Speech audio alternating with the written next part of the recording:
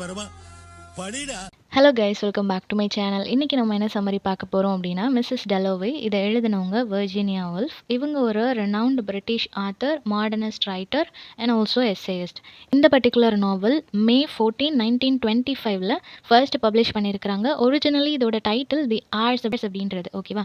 So the hours அப்படின்னா first வச்சிருக்கிறாங்க. Later 2 short stories, Mrs Dalloway in Bond Street and unfinished ஒர்க்கான the prime minister, இது ரெண்டையும் combine பண்ணிட்டு மிஸ்ஸஸ் டெலோவே அப்படின்னு சொல்லக்கூடிய ஒரு நாவலாக அதை கிரியேட் பண்ணிட்டாங்க. ஸோ 2 ஷார்ட் ஸ்டோரி சேர்ந்தது தான் இந்த பர்டிகுலர் நாவல். இது வந்து கேரக்டர் ஓரியன்ட் ஸ்டோரி தான். டைட்டில் பார்க்கும்போதே தெரியுது இல்லையா? ஒரு பர்டிகுலர் கேரக்டர் அவங்களோட மைண்டில் இருக்கக்கூடிய பாஸ்ட் அண்ட் ப்ரெசென்ட்டுக்கு அவங்க ட்ராவல் பண்ணிட்டு இருக்கிறது.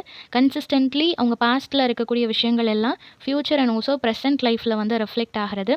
சம்மர் டைமில் பார்டன் அப்படின்ற இடத்துல வந்து அவங்க ஒரு 30 இயர்ஸ்க்கு முன்னாடி இருந்திருப்பாங்க. அந்த மெமரிஸ் எல்லாத்தையும் ரெக்கலெக்ட் பண்ணுற மாதிரி, ப்ரெசென்ட் லைஃப்பில் அவங்களோட ஃபேமிலியோடு இருக்கும்போது அவங்களுக்கு என்ன மாதிரியான இமோஷன்ஸ் எல்லாம் அவங்க கோத்ரூ பண்ணிட்டு இருக்காங்க, இது எல்லாத்தையுமே பேசியிருப்பாங்க. So blending with memories and also present actions அந்த மாதிரி தான் இருக்கும், ஓகேவா? ஸோ ஒரு சிங்கிள் டேல நடக்கக்கூடிய ஒரு நாவல் இது. Middle of June 1923 world war 1 முடிஞ்சு ஒரு 5 இயர்ஸ்க்கு அப்புறமா லண்டனோட கண்டிஷன் எப்படி இருக்குது அப்படின்றத சொல்லியிருப்பாங்க. வர்ஜீனியா வுல்ஃப் இதில் வந்து ஸ்ட்ரீம் ஆஃப் கான்ஷியஸ்னஸ் ஸ்டைல் தான் யூஸ் பண்ணியிருக்காங்க. ஸோ கேரக்டர்ஸோட inner thoughts and also memories இது எல்லாத்தையுமே பிளெண்ட் பண்ண மாதிரி இதை கொடுத்துருக்காங்க. ஸோ ஒரு கொஹிரன்ஸோட ஸ்டோரி மாதிரி இருக்குமா அப்படின்னு கேட்டால் கிடையாது. ஒவ்வொரு கேரக்டர்ஸ் அவங்க திங்க் பண்ணுறது, ஃப்யூச்சர் அண்ட் பாஸ்ட்டை பற்றி அவங்க யோசிக்கிறது தான் நிறையா இருக்கும், ஓகேவா? ஸோ ஒரு சைக்காலஜிக்கல் ஜான்ரா மாதிரி தான் கொடுத்துருப்பாங்க. ஒரிஜினலி இந்த நாவல் எண்ட் ஆகும்போது ப்ரொட்டகானிஸ்ட் வந்து சூசைட் பண்ணிட்டு இறந்து போகிற மாதிரி ப்ரெசென்ட் பண்ணியிருப்பாங்க. லேட்டர் அது வேணாம் அப்படின்னு சொல்லிட்டு வேற ஒரு எண்டிங் வந்து ஆல்டர் பண்ணியிருப்பாங்க. ஸோ கேரக்டர்ஸ் பார்த்துடலாம். கிளாரிசா டெலோவே இவங்க தான் ப்ரொட்டகானிஸ்ட். ஒரு 52 வயசு இருக்கக்கூடிய upper class London hostess. So உங்கள் வீட்டில் ஒரு பார்ட்டி ஒன்று அரேஞ்ச் பண்ணியிருப்பாங்க.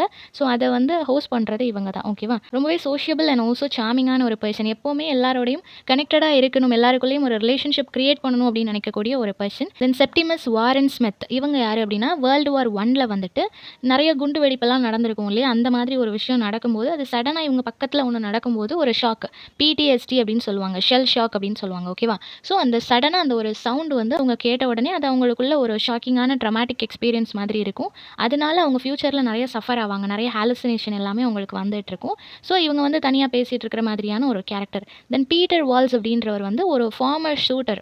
யாருக்கு அப்படின்னா கிளாரிசாக்கு. கிளாரிசா யங் ஏஜில் இருக்கும்போது அவங்க ப்ரப்போஸ் பண்ணியிருப்பாங்க. ரொம்பவே கிரிட்டிக்கல் அண்ட் ஆல்சோ இமோஷனலான ஒரு பர்சன் அவர். தென் ரிச்சர்ட் டெலோவே அப்படின்றவங்க தான் கிளாரிசாவோட ஹஸ்பண்ட்.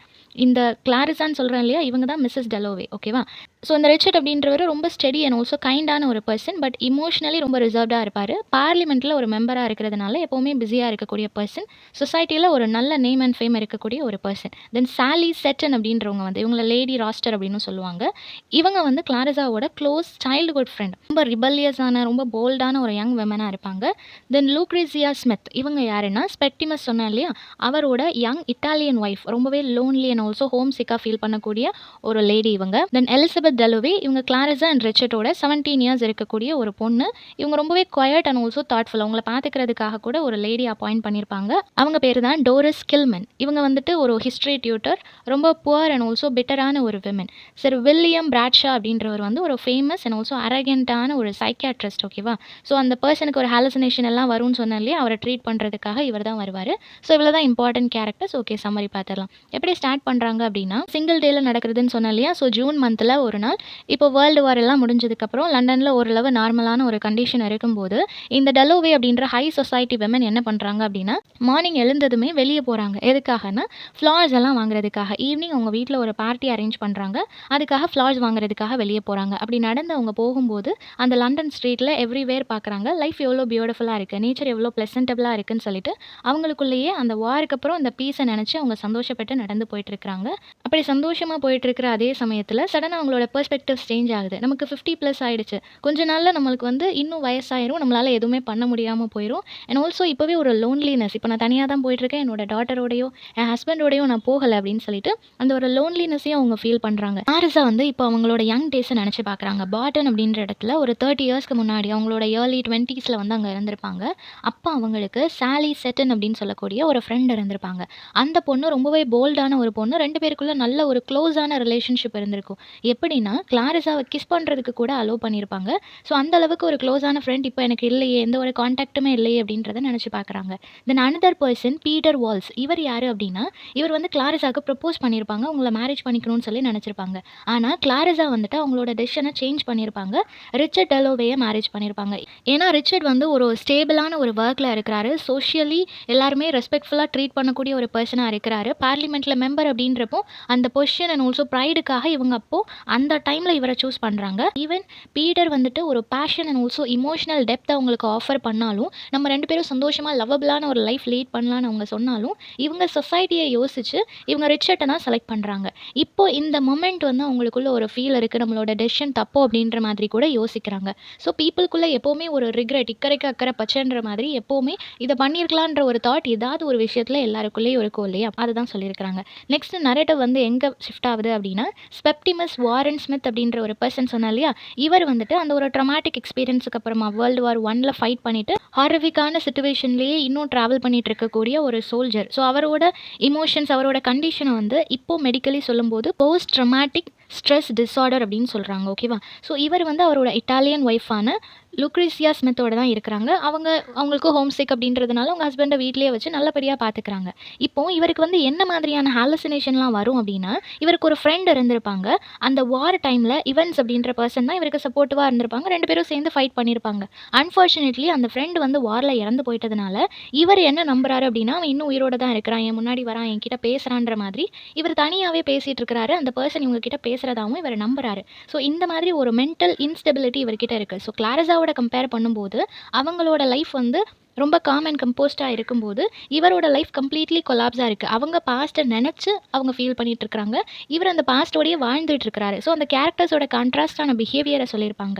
ஸோ இப்படி கிளாரிஸா ரோட்டில் நடந்து போயிட்டு இருக்கும்போது சடனாக ஒரு மோட்டார் கார் வந்துட்டு பேக் ஃபயர் ஆகுது. ஸ்ட்ரீட்டில் இருக்கிற எல்லாருமே அங்கே தான் பார்க்குறாங்க. சடனாக ஒரு கார் கிராஷ் ஆகுது, ஆக்சிடென்ட் ஆகுது அப்படின்றப்போ எல்லாரும் கூடிடுவாங்க இல்லையா, அந்த மாதிரி வேரியஸ் கேரக்டர்ஸ் என்ன ஆச்சு அப்படின்னு சொல்லிட்டு அங்கே போய் பார்க்குறாங்க. ஸோ உங்களுக்கு என்ன தெரிய வருது அப்படின்னா, ஏதோ ஒரு ஃபேமஸான ஒரு பர்சன் அங்கே இருக்கிறாங்க அப்படின்ற மாதிரியும், அவங்களுக்கு தான் ஆக்சிடென்ட் ஆச்சு அப்படின்ற மாதிரியும் எல்லாரும் பேசிகிட்டு இருக்கிறாங்க. அந்த மொமெண்ட் ஸ்கை ரைட்டிங் ஏரோப்ளேன். இது என்ன அப்படின்னா, ஏதாவது ஒரு பர்சனுக்கு சர்ப்ரைஸ் பண்ணணும், இல்லை ஏதாவது ஒரு மெசேஜ் கன்வே பண்ணணும் அப்படின்னா ஏரோப்ளேன் வந்து ஸ்கையில் ட்ராவல் ஆகிட்டு இருக்கும்போது ஒரு ஸ்மோக் க்ரியேட் பண்ணி அந்த ஸ்கையில் வந்து லெட்டர்ஸ் மாதிரியோ இல்லை சிம்பிள் மாதிரியோ அவங்க எழுதி காமிப்பாங்க. இது மூலமாக மெசேஜஸ் வந்து கன்வே பண்ணுறதுக்காக. இது வந்து அந்த மாடர்னிட்டியை சொல்கிறதுக்காக தான். ஓகேவா. எந்த அளவுக்கு அவங்க மாடர்னாக சில விஷயங்கள் ஃபேன்சியாக பண்ணுறாங்க அப்படின்றத சொல்கிறதுக்காக. ஸோ அந்த மாதிரி அந்த ஏரோப்ளேனில் ஏதோ ஒரு மெசேஜ் வந்து கன்வே பண்ணுறாங்க. எல்லாரும் இப்போ மேலே பார்க்குறாங்க என்ன நடக்குது அப்படின்னு சொல்லி பார்க்கும்போது சில பேர் அதை டோஃபி அப்படின்னு சொல்லி ரீட் பண்ணுறாங்க, சில பேர் கிரிமோ அப்படின்னு சொல்லி ரீட் பண்ணுறாங்க. பட் யாருக்குமே எக்ஸாக்ட்லி என்ன அவங்க எழுதியிருக்கிறாங்க, என்ன சொல்ல வராங்க அப்படின்றது புரியல. பட் யாருக்கோ அந்த பர்சனல் மெசேஜை வந்து சொல்லியிருக்கிறாங்கன்றதை புரிஞ்சுக்கிட்டு எல்லாரும் அதை வேடிக்கை பார்த்துட்டு இருக்காங்க. இப்போ கிளாரிஸா வீட்டுக்கு வந்துட்டா. வீட்டுக்கு வந்ததுக்கப்புறம் அந்த பார்ட்டிக்குள்ள அரேஞ்ச்மெண்ட்ஸ் எல்லாமே பண்ணிட்டு இருக்கும்போது அன்எக்ஸ்பெக்டடாக அந்த இடத்துக்கு பீட்டர் வால்ஸ் வராங்க. இப்போ கொஞ்சம் முன்னாடி தான் அவரை பற்றி நினச்சாங்க. அதுக்குள்ளே அவர் வந்த உடனே இவங்களுக்கு ரொம்ப சந்தோஷமாக போச்சு. அவர் அப்போ தான் நான் இந்தியாவிலேருந்து ரிட்டர்ன் வந்தேன் அப்படின்ற மாதிரி சொல்கிறாரு. ஸோ ரொம்ப இமோஷனலி அவங்களுக்குள்ள ஒரு கனெக்ஷன் கிரியேட் ஆகுது. ஸோ பீட்டர் வந்து கிளாரிஸாவை கிரிட்டிசைஸ் பண்ணுறாங்க. இன்டர்னலி நீ ஒரு கன்வென்ஷனல் லைஃப் தான் லீட் பண்ணிட்டு இருக்கிற இல்லையா அப்படின்ற மாதிரி சொல்கிறாரு. அண்ட் ஆல்சோ அவளோட அந்த ஒரு இந்த வயசுலேயே நீ பார்ட்டிக்கு அரேஞ்ச் பண்ணுறது, எல்லாருக்கும் ஒரு சோஷியல் கேதரிங் கொடுக்கணும்னு நினைக்கிறதெல்லாம் பெரிய விஷயன்ற மாதிரி அப்ரிஷியேட் பண்ணுறாரு. ஸோ அவங்க 2 பேரும் பேசிகிட்டு இருக்கிற அந்த கான்வர்சேஷன் பார்க்கும்போது அவங்களுக்குள்ள இருக்கக்கூடிய அஃபெக்ஷன் அண்ட் ஆல்சோ ரிக்ரெட், இது நடக்காமல் இருந்திருக்கலாம், நம்ம 2 பேரும் ஒன்று சேர்ந்திருக்கலாம் அப்படின்ற மாதிரியான ஒரு ரிக்ரெட்டையும் ரிஃப்ளெக்ட் பண்ணுற மாதிரி அவங்களோட கான்வர்சேஷன் இருக்குது. அப்படி பேசிகிட்டு இருக்கிற சமயத்தில் சடனாக எலிசபெத் வராங்க, கிளாரிஸாவோட பொண்ணு. அந்த பொண்ணு ரூம்ல இருந்து வெளியே வந்த உடனே இவருக்கு ஒரு மாதிரி வித்தியாசமாக ஃபீல் ஆகுது. ஸோ இவர் வந்து உடனே சரி ஓகே நான் போயிட்டு வரேன் அப்படின்ற மாதிரி சொல்லிட்டு அங்கேருந்து இன்செக்யூராக ஃபீல் பண்ணி வெளியே போயிட்டாரு. இப்போ கிளாரிஸா வீட்டை விட்டு வெளியே போனோடனே பீட்டர் எல்லா இடத்துலையும் லண்டன் ஃபுல்லாக எல்லா இடத்துலையும் ட்ராவல் பண்ணிட்டு இருக்காரு. லண்டனில் இருக்கக்கூடிய பீப்பிள் எல்லாம் அப்சர்வ் பண்ணுறாரு. எவ்ரிபடி எல்லாரோட லைஃப் என்ன மாதிரி இருக்குது, என்ன மாதிரியான எக்ஸ்பீரியன்ஸ் எல்லாம் இந்த வாருக்கு அப்புறமா அவங்க கோ த்ரூ பண்ணுறாங்க, எல்லா விஷயத்தையும் அப்சர்வ் பண்ணிகிட்டே போகிறாரு. தென் அவர் யோசிச்சு பார்க்குறாரு, என்னோட ஃப்யூச்சர் வந்து ஒரு யங்கர் விமனோட இந்தியாவில் நான் என்னோட லைஃப்பை ஸ்டார்ட் பண்ணும்போது அந்த லைஃப் எப்படி இருக்கும் அப்படின்ற மாதிரி யோசிக்கிறாரு. ஸோ அவரோட லைஃப்பை வந்துட்டு அகெயின் கண்டினியூ பண்ணும்போது, ஒரு நியூ லைஃப்பை ஸ்டார்ட் பண்ணும்போது அது பர்ஃபெக்டான மேனரில் இருக்குமா அப்படின்ற ஒரு டவுட் அவருக்கு இருக்குது. ஸோ மற்ற 2 கேரக்டரும் பாஸ்ட்டை நினச்சி ஸ்ட்ரகிள் பண்ணிட்டு இருக்கும்போது இவர் பாஸ்ட்டும் இருக்குது அண்ட் ஆல்சோ ஃப்யூச்சரை நினச்சும் கவலைப்பட்டுட்டு இருக்கிறாரு. இப்போ செப்டிமஸ் சொன்னேன் இல்லையா, அவரோட கண்டிஷன் ரொம்ப மோசமாயிட்டு இருக்கும்போது, லுக்ரீசியா என்ன பிளான் பண்றாங்க அப்படின்னா, சரி ஓகே இவர யார்கிட்டயாவது டாக்டர் கிட்ட நம்ம கூட்டிட்டு போனோம் அப்படின்னா, அவரோட கண்டிஷன் என்னன்னு தெரியும். கியூர் பண்றதுக்கு ஏதாவது பண்ண முடியும் அப்படின்னு சொல்லி யோசிச்சுட்டு இருக்கும்போது தான், சர் வில்லியம் பிராட்ஷா அப்படின்ற பெர்சன வந்து மீட் பண்றாங்க. மெடிக்கல் ஆட்டிட்யூட் அப்படின்னு வரும்போது ரொம்ப அப்ரெசிவான ஒரு பெர்சனா இருப்பாரு. ஓகேவா? ஸோ இவர்கிட்ட தான் ஃபர்ஸ்ட் கூட்டிட்டு போறாங்க. அப்ப எடுத்த உடனே அவர் என்ன சொல்றாரு அப்படின்னா, இவரோட கண்டிஷன் ரொம்ப மோசமா இருக்கு. பெட்டர் நீங்க மென்டல் இன்ஸ்டிடியூஷன்ஸ்க்கு அனுப்பி வச்சுருங்க அப்படின்ற மாதிரி சொல்றாங்க. டு பி ஃப்ராங்க் செப்டிமஸுக்கு ரொம்ப பயமா இருக்கு. நான் எதுக்காக ஒருத்தரோட கண்ட்ரோல்குள்ள போணும்? ஏன்னா மென்டல் ஹாஸ்பிட்டல்ஸ்க்கு போனா செயின் பண்ணி வைப்பாங்க. அவங்கள ரொம்ப டார்ச்சர் பண்ணுவாங்க இல்லையா? ஸோ எனக்கு ஹாலுசினேஷன்ஸ் வருது. அதுக்காக நான் மென்டல் இல்லன்ற மாதிரி அவருக்குள்ள ஒரு பயம் ஸ்டார்ட் ஆகுது. எப்படி நான் மேனேஜ் பண்ண போறேன் அப்படின்ற மாதிரி அவரு பயப்பட ஆரம்பிக்கிறாரு. So reality and also imagination அதுக்கு நடுவுல மாட்டிட்டு இருக்கிற அந்த கேரக்டரோட பேத்தட்டிக்கான கண்டிஷன சொல்லியிருப்பாங்க. இப்போ செப்டிமஸ் வந்து யோசிச்சுட்டே இருக்கிறாரு. நம்மள வந்து மென்டல் ஹாஸ்பிட்டல்ல சேர்த்துருவாங்க. நம்மளுக்கு ஹாலுசினேஷன் ஜாஸ்தி ஆகுது. நம்ம ஒய்ஃப வேற நம்ம டிஸ்டர்ப் பண்ணிட்டு இருக்கிறோம். இந்த மாதிரி நெறைய விஷயங்கள் அவர் யோசிச்சுட்டே இருந்துட்டு ஒரு பாயிண்ட்ல நம்ம இறந்துட்டோம் அப்படின்னா, இது எல்லாத்துக்கும் ஒரு ஃபுல் ஸ்டாப் வச்ச மாதிரி இருக்குமே அப்படின்னு சொல்லிட்டு, அவர் வீட்ல விண்டோல இருந்து குதிச்சு இறந்து போயிடுறாரு. ஸோ அந்த சூசைட் வந்து அந்த பர்ட்டிகுலர் சிட்டில வந்து ஒரு ட்ராஜிக்கான எக்ஸ்பீரியன்ஸா இருக்கு. வார்ல நெறைய பேர் இறந்து இப்ப தான் ஒவ்வொருத்தரா அதுக்குள்ளருந்து வெளிய வந்துட்டு இருக்காங்க. அதுக்குள்ள அந்த ஒரு இம்பாக்ட்ல ஒரு பெர்சன் இறந்து போறாரே அப்படின்னு சொல்லிட்டு எல்லாருமே ரொம்ப ஆச்சரியமாவும் அண்ட் ஆல்சோ எல்லாருக்கும் ரொம்ப கவலையாவும் இருக்குது. இப்போ அகெயின் கிளாரிஸாவோட வீடு ஈவினிங் டைம் ஆயிடுச்சு. எல்லாருமே அந்த பார்ட்டிக்கு ரெடி ஆகுறாங்க. கிளாரிஸாவும் ரொம்ப பியூட்டிஃபுல்லா ட்ரெஸ் பண்ணியிருக்கிறா. அவ தான் அத ஹோஸ்ட் பண்றா இல்லையா? ஸோ அதனால ரொம்ப பியூட்டிஃபுல்லா அரேஞ்ச்மெண்ட்ஸ்லாம் பண்ணிட்டு வர்றவங்க எல்லாரையுமே வெல்கம் பண்ணிட்டு இருக்கிறா. இந்த பார்ட்டி எதுக்காக அப்படின்னா, பீப்பிள் எல்லாரையும் ஒண்ணா சேர்க்கறதுக்காக. அவங்களுக்குள்ள அந்த கனெக்ஷன் இல்லையோ அப்படின்ற மாதிரி இவருக்கு ஒரு ஃபீல் இருக்கு. ஒரு நேச்சுரலாவோ இல்ல மேன் மேடாவோ ஏதோ ஒரு டிசாஸ்டர் நடந்துருச்சு அப்படின்னா, அதுக்கப்புறம் பீப்பிள்குள்ள இருக்கக்கூடிய கனெக்ஷன் வந்து கம்ப்ளீட்டா ஒரு கேப் விழுந்துருது இல்லையா? ஸோ அத வந்து அகெயின் பேட்ச் அப் பண்ணணும் அப்படின்னு சொல்லிட்டு தான் இந்த ஒரு விஷயத்த வந்து அரேஞ்ச் பண்ணியிருக்கிறா. பார்ட்டி ஸ்டார்ட் ஆனதுக்கப்புறம் வேரியஸ் மெம்பர்ஸ் லண்டன் சொசைட்டில இருக்கக்கூடிய நெறைய பேர் அதில பார்ட்டிசிபேட் பண்றாங்க. கிளாரிஸா எல்லாரையுமே ரொம்ப காம் அண்ட் லவ்லியா அவங்கள வெல்கம் பண்ணிட்டு இருக்கிறாங்க. அப்போ எல்லார்கிட்டயும் ரொம்ப ஸ்மூத்தா பேசினாலும், எல்லாரையுமே நல்லா ரிசீவ் பண்ணாலும், அவங்களுக்குள்ள ஒரு குவெஷன் இருந்துட்டே இருக்கு. நான் யாரு? இந்த சொசைட்டிக்கு என்னோட கான்ட்ரிபியூஷன் என்ன? என்னோட ரோல் என்ன? அப்படின்ற மாதிரியான ஒரு குவெஷன் அவங்களுக்குள்ள இருந்துட்டே இருக்கு. அந்த மொமெண்ட் சாலி செட்டன் அங்க வராங்க. அவங்கள பார்த்த உடனே கிளாரிஸாக்கு அவ்ளோ சர்ப்ரைஸ் அண்ட் ஆல்சோ ஷாக்கிங்கா இருக்கு. ஏன்னா, இத்தன வருஷம் கழிச்சு அவங்களோட ஃப்ரெண்ட பார்க்குறாங்க. கம்ப்ளீட்லி அவங்க சேஞ்சா இருக்கிறாங்க. இவங்களால நம்ப முடியல. இதுதானா என்னோட ஃப்ரெண்ட் அப்படின்னு சொல்லிட்டு. வருஷங்கள் நெறைய கடந்து போனாலும் அவங்களோட மேக் ஓவர்ன்னு ஒண்ணு இருக்கு இல்லையா? அவங்களோட ஸ்டைல் எல்லாமே சேஞ்ச் ஆயிடுச்சு. ஸோ இவங்க பார்க்கும்போது அந்த யூத்ஃபுல் ஐடியலிசம் உனக்கான ஒரு விஷயம் இல்லையே அப்படின்ட்டு இவங்களுக்கு ஃபீல் ஆகுது. தென் பீட்டர் பால்ஸும் அங்கே அட்டெண்ட் பண்ணுறாரு. அந்த பார்ட்டிக்கு வந்ததுக்கப்புறம் கிளாரிஸாவை அவர் கம்ப்ளீட்டாக அப்சர்வ் பண்ணுறாரு அண்ட் ஆல்சோ அட்மையரும் பண்ணுறாரு. அவருக்கு என்ன தாட்ஸ் இருந்துச்சு அப்படின்னா, பீப்பிளோட இன்ஃப்ளூயன்ஸ்னால அவள் வந்து சில விஷயங்கள் பண்ணுறா. இண்டிவிஜுவாலிட்டி இல்லையோ அப்படின்னு அவருக்கு சில இடங்களில் ஃபீல் ஆயிருக்கும். ஆனால் இந்த மொமெண்ட் அவர் ஃபீல் பண்ணுறாரு. நான் கிரிட்டிசைஸ் பண்ணது தப்பு. ஏன்னா இப்படி ஒரு யுனிக்கான ஒரு விஷயத்தை இவ்வளோ அழகாக பிளான் பண்ணி இந்த பார்ட்டியில் நிறைய பேரை வர வச்சு அவங்க எல்லாரையும் நல்லா ரிசீவ் பண்ணி ஒரு பர்ஃபெக்ட் சோஷியல் இன்ட்ராக்ஷனாக இந்த பிளேஸை அவள் மாற்றிருக்கா இல்லையா? ஸோ இது ஒரு நல்ல டேலண்ட் அப்படின்னு சொல்லி அவர் அட்மையர் பண்ணுறாரு. இப்போ இந்த பார்ட்டி நடந்துகிட்டு இருக்கும்போது செப்டிமஸ் அப்படின்ற பர்சன் இறந்து போயிட்டாரு அப்படின்ற நியூஸ் வந்து கிளாரிஸாக்கு இன்டைரக்டா சர் வில்லியம் வந்து அனௌன்ஸ் பண்றாரு. இதை கேட்ட உடனே அவளுக்கு ரொம்ப கஷ்டமா இருக்கு. ஈவன் அவளுக்கு செப்டிமஸ் அப்படின்றது யாருன்னே தெரியாது. ஸோ அவங்களோட பர்சனல் கனெக்ஷன் எதுவும் இல்லைனாலும் அஸ் அ ஹியூமனா ஒரு பர்சன் வார்னால ஆல்ரெடி ஒரு வாரில் போயிட்டு அவரால் முடிஞ்ச அளவுக்கு கான்ட்ரிபியூஷன் கொடுத்துருக்காரு அஸ் அ சோல்ஜரா. அகெயின் அதோட இம்பாக்ட்னால அவரோட லைஃபே கம்ப்ளீட்டா ட்ராஜடிக்கா எண்ட் ஆகுது அப்படின்றப்போ அது எவ்வளோ பேத்தட்டிக்கான ஒரு விஷயம் இல்லையா? ஸோ அதை நினைச்சு அவர் ரொம்ப ஃபீல் பண்ணிட்டு இருக்கிறா. இன்னொரு விஷயம் அவ கவலைப்படக்கூடிய விஷயம் என்ன அப்படின்னா, டோரஸ் கில்மன் அப்படின்ற ஒரு பர்சன் எலிசபெத்தோட அந்த ஹிஸ்ட்ரி டியூட்டர் இருக்கிறாங்க இல்லையா? அவங்க ரொம்ப பாவர்ட்டியில் இருப்பாங்க, அன்அட்ராக்டிவாகவும் இருப்பாங்க. ஸோ அவங்களுக்கு மேரேஜ் ஆகியிருக்காது. ஓகேவா? ஸோ ரொம்ப பிட்டரான ஒரு விமன். அவங்க ரிலீஜியஸாக இருக்கிறதுனால எப்படியாவது எலிசபெத்தை கிறிஸ்டியானிட்டிக்கு கன்வெர்ட் பண்ணிடணும் அப்படின்னு சொல்லிட்டு ரொம்ப ட்ரை பண்ணிகிட்டே இருப்பாங்க. இது ஒரு பக்கம் கிளாரிஸாவை வந்து டிஸ்டர்ப் பண்ணிகிட்டே இருக்கும். ஸோ ஒரு டியூட்டராக வரும்போது என்ன சொல்லிக் கொடுக்கணுமோ அது மட்டும் தான் சொல்லிக் கொடுக்கணும் இல்லையா? அதை தாண்டி அந்த குழந்தைங்களை வந்து இன்ஃப்ளூயன்ஸ் பண்ணக்கூடாது. ஸோ இது அவளோட லைஃப்பில் எதுவும் ஒரு ட்ராஜிக்கான எண்டாக முடிஞ்சிருமோ அப்படின்னு சொல்லிட்டு அஸ் அ மதராக இவளுக்குள்ள ஒரு பயம் இருந்துகிட்டே இருக்கும். ஓகேவா?